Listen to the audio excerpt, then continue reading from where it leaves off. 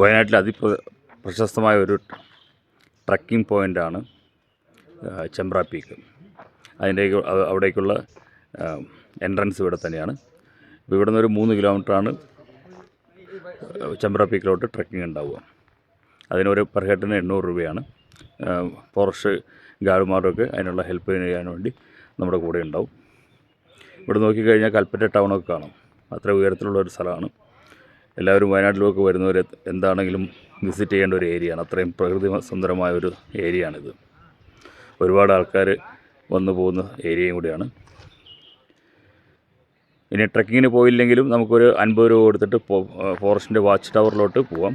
അത് ഇവിടുന്ന് ഒരു 500 മീറ്ററാണ് ഉണ്ടാവുക. വളരെ സീനിക്കായിട്ടൊരു ഏരിയയാണിത്.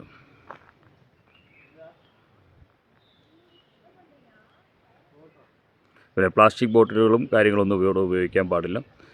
വരുന്ന ആൾക്കാരും എൻവയോൺമെൻറ്റിൽ വളരെ റെസ്പോൺസിബിലിറ്റി ആയിട്ട് ബിഹേവ് ചെയ്യേണ്ട ആൾക്കാരാണ് ഇവിടെ വരേണ്ടത്.